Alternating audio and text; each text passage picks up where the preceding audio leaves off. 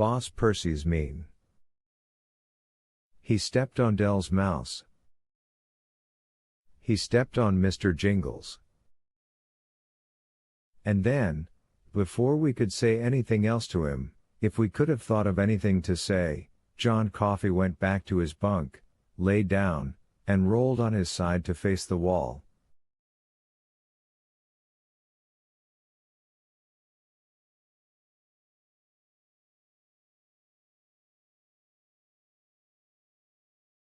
Three. Percy was standing with his back to us when Brutal and I came into the storage room about 20 minutes later.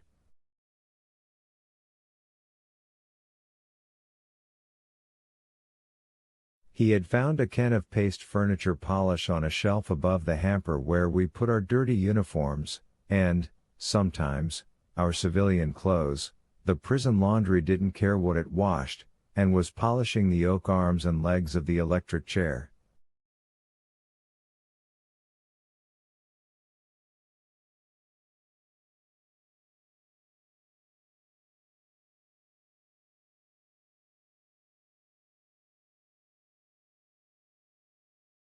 This probably sounds bizarre to you, perhaps even macabre, but to Brutal and me, it seemed the most normal thing Percy had done all night.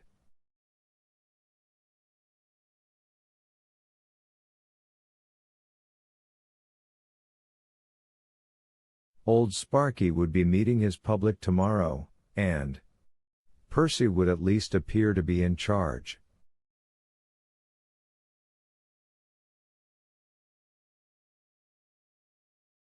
"Percy," I said quietly. He turned the little tune he'd been humming dying in his throat, and looked at us. I didn't see the fear I'd expected, at least not at first. I realized that Percy looked older, somehow. And, I thought, John Coffey was right. He looked mean. Meanness is like an addicting drug, no one on earth is more qualified to say that than me, and I thought that, after a certain amount of experimentation, Percy had gotten hooked on it.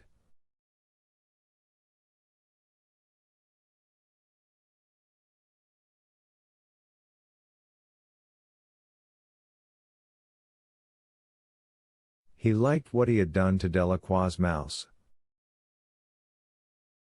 What he liked even more was Delacroix's dismayed screams.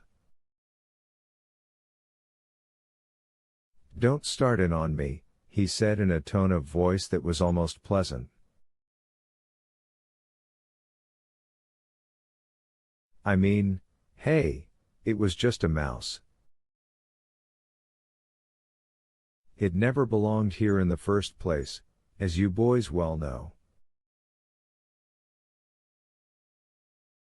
"The mouse is fine," I said. My heart was thumping hard in my chest, but I made my voice come out mild, almost disinterested.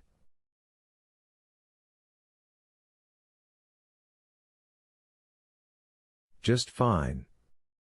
Running and squeaking and chasing its spool again. You're no better at mouse killing than you are at most of the other things you do around here."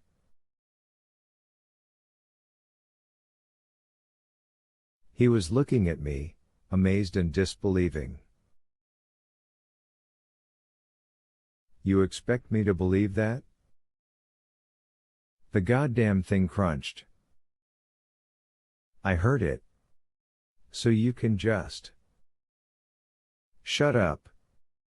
He stared at me, his eyes wide. "What? What did you say to me?" I took a step closer to him. I could feel a vein throbbing in the middle of my forehead. I couldn't remember the last time I'd felt so angry. "Aren't you glad Mr. Jingles is okay?" After all the talks we've had about how our job is to keep the prisoners calm, especially when it gets near the end for them, I thought you'd be glad.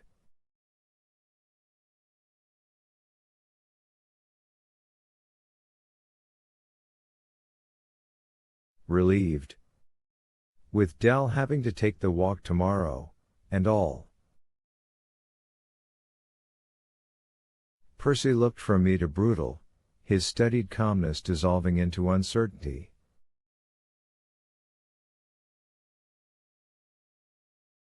What the hell game do you boys think you're playing?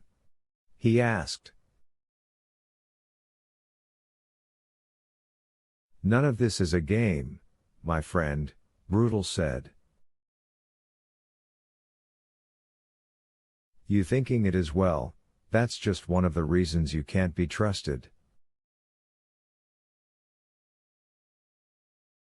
You want to know the absolute truth? I think you're a pretty sad case.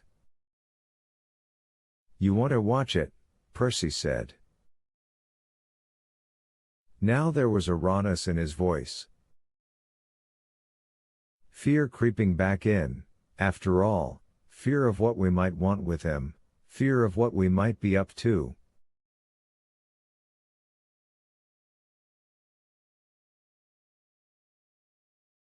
I was glad to hear it. It would make him easier to deal with. I know people. Important people. So you say, but you're such a dreamer, Brutal said. He sounded as if he was on the verge of laughter.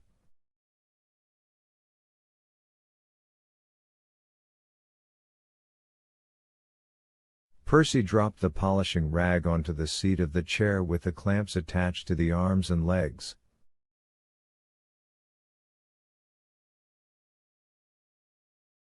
I killed that mouse, he said in a voice that was not quite steady.